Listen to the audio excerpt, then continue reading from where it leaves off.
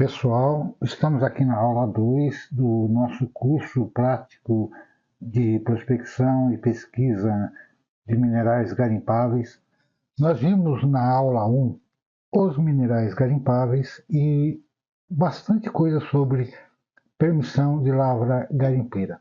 Nesta aula, nós estaremos falando sobre a história do garimpo no Brasil.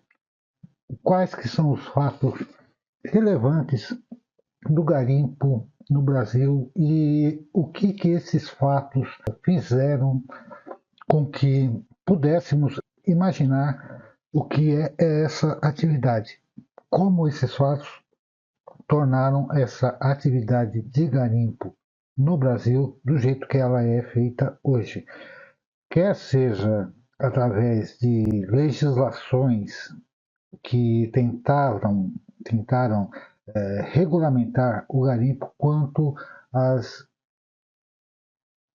outras atividades ilegais que transformaram o garimpo na situação que está hoje. Nós falaremos então, portanto, nessa aula 2, a história do garimpo no Brasil. Então vamos lá. Então, o garimpo no Brasil, nós falaremos sobre o histórico da atividade garimpeira no Brasil. Falaremos sobre Serra Pelada, que sem dúvida é um divisor de águas do que aconteceu antes e o que aconteceu depois, o que está acontecendo hoje. E falaremos sobre o futuro da atividade garimpeira. Então, um histórico bastante resumido, nós vamos considerar então que o Brasil foi descoberto em 1500 e que nessa época, até 1530, o forte da atividade econômica aqui no Brasil era a exploração do pau-brasil. Em 1530 nós tivemos o início da colonização do Brasil. Isso ocorreu através de expedições de Martim Afonso de Souza, com a fundação de São Vicente, foram criadas as capitanias hereditárias, foi incentivada a exploração de cana-de-açúcar. Em 1554 tivemos a fundação de São Paulo e a partir de então nós temos o movimento Entradas e Bandeiras. Então vamos falar sobre Entradas e Bandeiras. É uma expedição bandeirante que teve início como ponto de origem a capitania de São Paulo. Inúmeras rodovias que hoje saem da capital paulista foram inicialmente abertas pelos bandeirantes e seus nomes as batizam. Os objetivos das bandeiras eram descobrir metais preciosos no interior da colônia. Isso chamava-se bandeira de prospecção. E, entre outras atividades dos bandeirantes, era aprisionar os índios para trabalharem como escravos na capitania. É a bandeira de apresamento.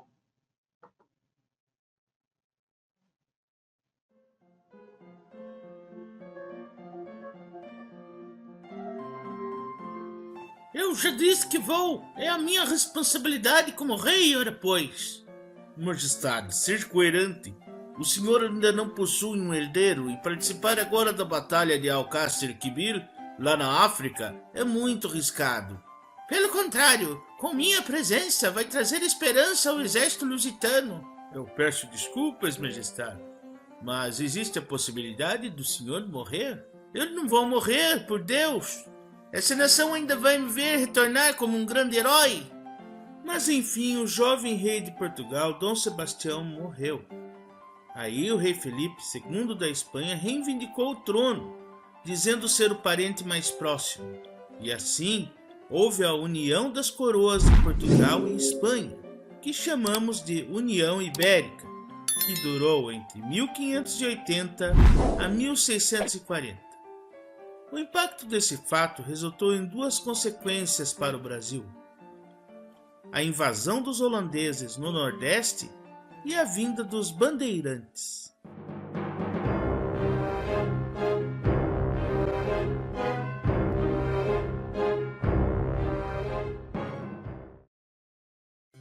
Os bandeirantes eram grupos independentes, vinham como uma armada particular, geralmente eram todos membros da mesma família.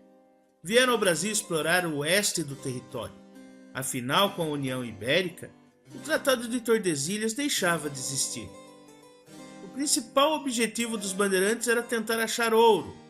Porém, mesmo contribuindo com a expansão territorial da colônia, eles foram responsáveis pela dizimação de inúmeras tribos indígenas que acabaram assassinados e escravizados. Podemos dividir a história dos bandeirantes em 3 fases: a do gentio, que é a caça ao indígena, a mineração, que é a caça ao ouro, e o sertanismo de contrato, que é o mercenarismo. A última etapa pode ser considerada a pecuária, que dava início ao ciclo do tropeirismo. Um dos representantes da caça ao indígena foi Raposo Tavares. Esse foi um dos pioneiros na expansão territorial e ficou conhecido pelas suas parcerias com Manuel Preto nas invasões das remissões de Guairá e Tapé, lá no sul.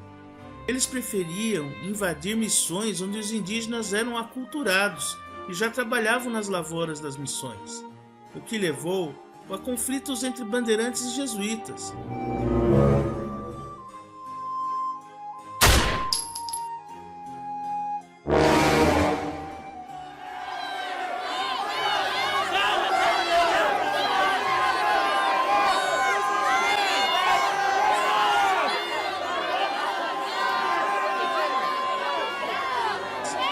Mas mesmo assim passaram a invadir aldeias ao longo das caminhadas para capturar indígenas e vendê-los em São Vicente.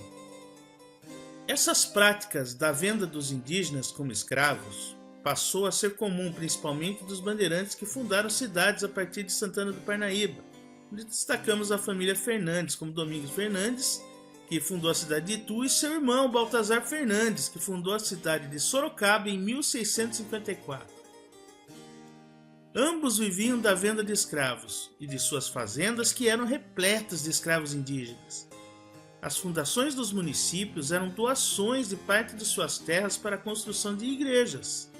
Apesar dessas doações, a maioria, além de serem judeus convertidos, chamados cristãos novos, eram excomungados e muitas vezes respondiam por crimes contra as missões e os jesuítas, que eram contra a escravidão dos indígenas. Raposo Tavares respondia por vários crimes desse tipo. Para se livrar de seus crimes, Raposo tentou até participar de uma luta contra os holandeses no Nordeste, em 1639, mas acabou sendo derrotado e voltou a pé do Rio Grande do Norte até São Paulo. Após essa batalha fracassada, Raposo Tavares partiu para o oeste com o objetivo de encontrar minerais e andou cerca de 12.000 quilômetros. Chegou até o Pantanal e acabou saindo do Brasil pela Bolívia até o sopé dos Andes. Depois entrou de novo no território pelo rio Amazonas, chegando ao Pará, mas com poucos homens e com a comitiva doente e destruída. Dizem que quando Raposo Tavares chegou em São Paulo, nem o cachorro dele o reconheceu de tão diferente que ele ficou. Em São Paulo, a rodovia que leva o nome de Raposo Tavares é o caminho que ele seguiu saindo de São Paulo até o oeste. Outra forma que os bandeirantes atingiam o oeste era pelo rio Tietê, onde saíam com as monções a partir de Porto Feliz e seguiam pelo rio até o Mato Grosso. E através desta carta é que deixo o nosso profundo agradecimento pelas ações realizadas na colônia. Declaro que o Sr. Fernão Dias Pais Leme receberá o título de governador das Esmeraldas e da conquista dos índios Mapachós, e terá a honrada missão de liderar a armada como chefe da grande bandeira que vai descobrir as regiões de Prata e Esmeraldas ao longo dos mapeamentos recém-descobertos ao norte dessa terra da graça. É uma honra servi-lo e com muito prazer que vou investir nessa armada em busca da Lagoa das Esmeraldas. Um dos bandeirantes que representa o ciclo da mineração foi Fernão Dias, conhecido como Caçador de Esmeraldas. Sua principal bandeira marca o início da ocupação do território rico em minas de ouro, que mais tarde seria o estado de Minas Gerais. A partir de agora, sou o governador das Esmeraldas. A troco do que fazer um investimento desses, Fernão? Vamos nos afundar em dívidas. Ah, mulher, vamos vender todas nossas pratarias e parte de nossas terras. E se achar esmeraldas, o que vai fazer? Vendê-las? Quando eu encontrar, vou enviar para o rei de Portugal. Apresento à Câmara e ao ouvidor imediatamente, quando eu estiver de posse dessas pedras. Eu não entendo essa lógica, Fernão. O que vai ganhar com isso? Só vamos ter prejuízos. Logo se vê que Vosmecê não tem visão mesmo. O prestígio que vou ter com o rei de Portugal não terá preço. Assim, Fernão Dias deu início à sua bandeira. Primeiro, convocou seu primo Matias Cardoso de Almeida, que se uniu à expedição com um terço de sua própria dependência, armado à sua custa. Foi enviado na frente. Mais tarde, nas áreas de lavoura para a bandeira, foi fundada a comunidade de Roça Grande, lá em Minas Gerais. Matias, meu primo, peço que Vosmecê siga com uma armada na frente e instale um povoado para abrir uma lavoura e atender nossa comitiva quando estivermos no sertão próximo à Lagoa das Esmeraldas. Fernão Dias partiu em 21 de julho de 1674. Teria 66 anos e se fez acompanhar de 600 homens, cerca de 40 brancos ou mamelucos, e os restantes de indígenas. Entre eles, seu filho Garcia Rodrigues Paes e seu genro Manuel Borba Gato, além de numerosos outros sertanistas experientes. Seu outro filho, José Dias, que era mestiço, ficou responsável pelos mamelucos. Borba Gato e Garcia, preparem os cativos para seguirem com nossa bandeira. E quanto a você, José Dias, lidere aí os mamelucos. Sim, senhor capitão. Acho curiosa a forma que seu pai trata Vosmecê. Até parece um dos empregados da fazenda. É porque sou mestiço, filho de uma índia cativa. Ele me trata diferente, mas é incapaz de fazer mal para mim. E no caminho para a tal Lagoa das Esmeraldas, levou a comitiva a entrar pelo sertão das Minas Gerais, enfrentando os perigos da selva e diversas tribos indígenas. Além dos eventuais crimes cometidos pelos bandeirantes contra as etnias indígenas, houve um momento em que a comitiva foi atacada pelos pataxós. Veja, meu pai, são indígenas. O que devemos fazer? Eita, segurem firme, que esses pataxós não são de brincadeira. Não baixem a guarda. Estamos sendo atacados! Corram!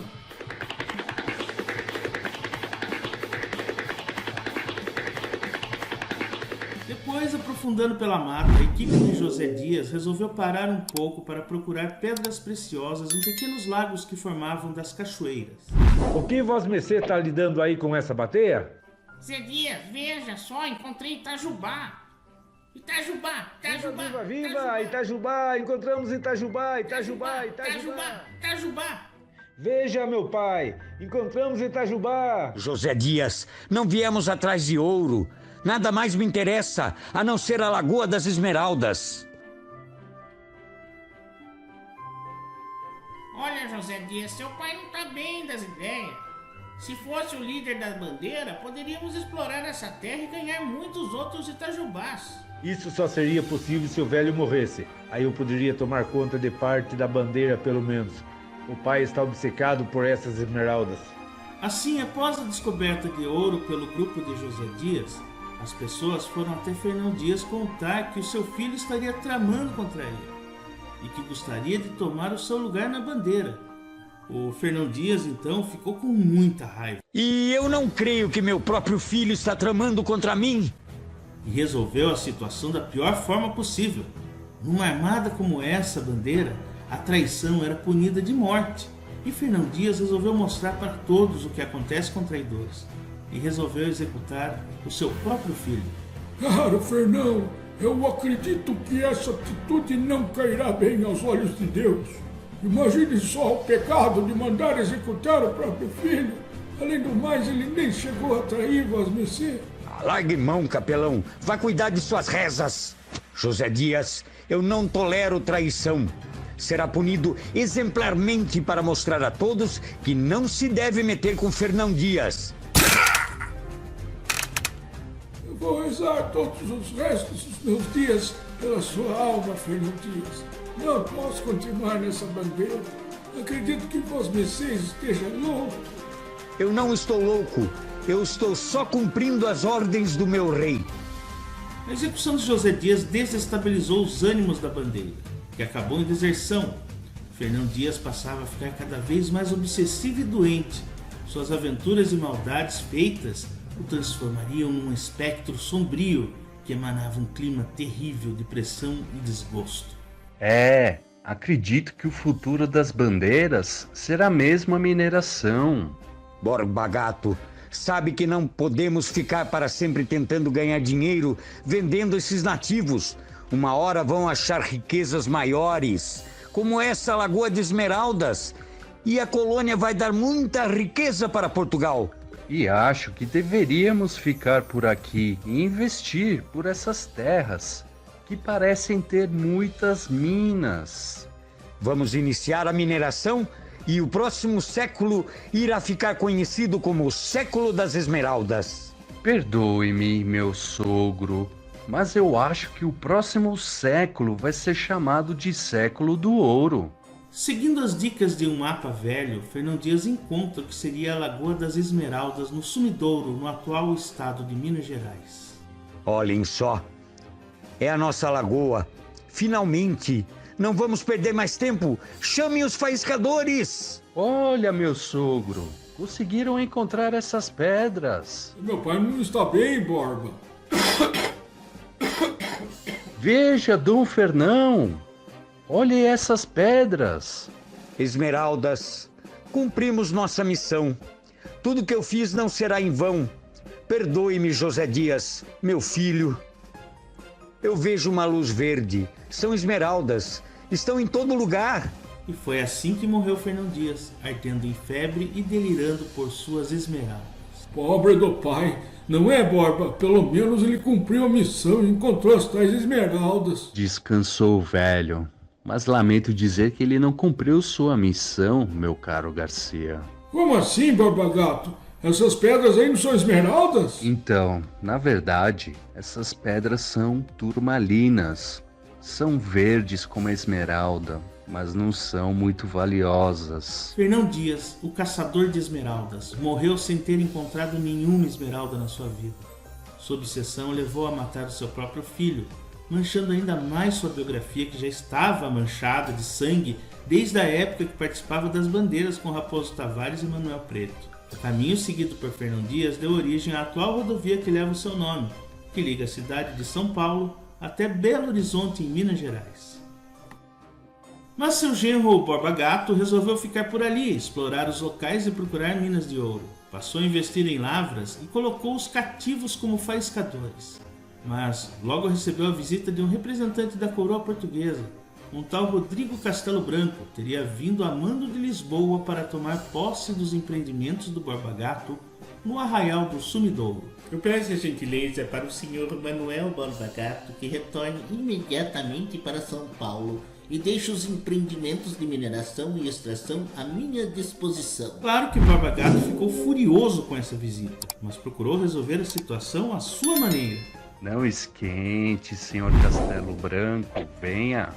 Vou lhe mostrar a localização da mina de ouro para que o senhor possa explorá-la. Vamos até o mirante. Espero que não venha com truque, senhor Borba Gato. Sabemos da fama dos senhores. Tens péssimas reputações com os religiosos daqui da colônia. Olhe que o senhor vai ver. Não estou vendo nada.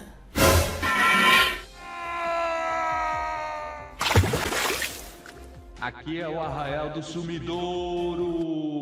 Enfim, Borba Gato acabou assassinando o fidalgo português. Ao perceber que havia cometido um erro terrível, Borba Gato passou cerca de 20 anos escondidos junto aos indígenas, até conseguir o perdão e voltar até a ter um título como superintendente como jurisdição das minas de ouro do Rio das Velhas. Borba Gato chega até a participar da Guerra dos Emboabas entre 1708 e 1709, que foi um conflito em que os bandeirantes paulistas reivindicavam a posse das minas de ouro contra a exploração portuguesa.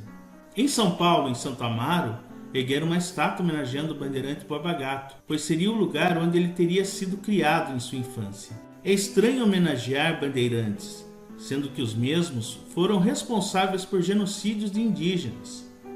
Muitos querem até derrubar a estátua, mas o que sabemos de Borba Gato é que ele mesmo não foi o representante da caça ao índio, mas sim da mineração, mas está longe de ser um herói. Um bandeirante que representa bem o ciclo da mineração foi Bartolomeu Bueno da Silva. Sua expedição saiu de São Paulo em 1682 com o intuito de angariar novas riquezas pelo sertão do Brasil. Chegaram a terras desconhecidas e inóspitas, onde hoje é o estado de Goiás.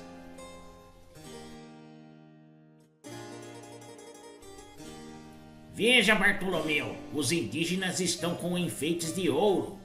Ora, pois, é uma grata surpresa. De certo eles sabem onde tem a mina de ouro, que é a fonte de toda essa riqueza. Bartolomeu se surpreendeu com os índios cobertos por adereços feitos com ouro. Onde vocês encontram esse Tajubá aí? Eu não vou contar pra vós, mercê. Desgraçados! Vocês vão ver! Se não me contarem onde encontrarei ouro, vou evocar os meus poderes malignos. E vocês vão se arrepender! Irritado com os indígenas que não indicaram o local onde havia ouro, Bartolomeu encheu uma cabaça com cachaça e ateou fogo. Vejam, seus ingratos! Estou queimando toda a água potável dos senhores.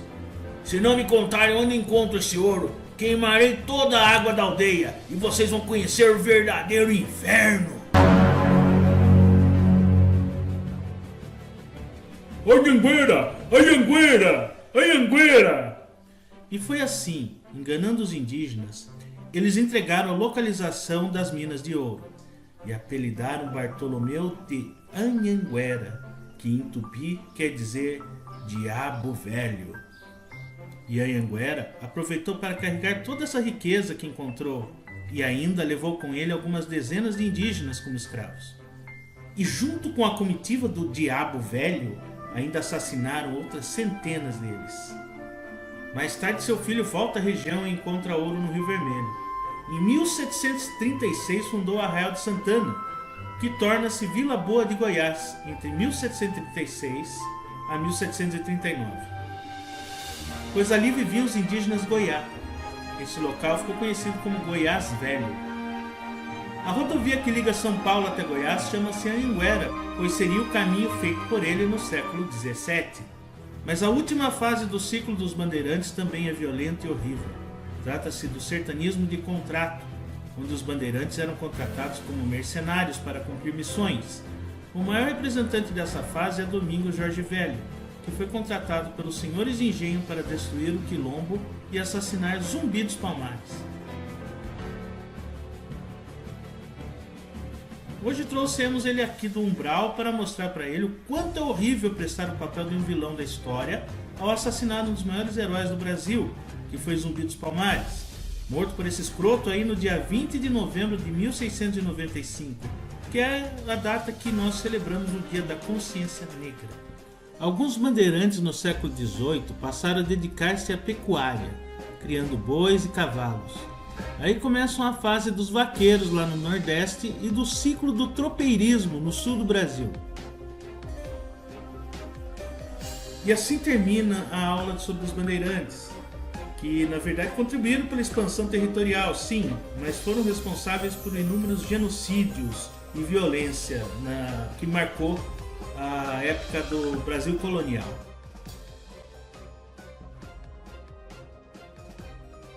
Olá, amigos! Curtiram essa animação?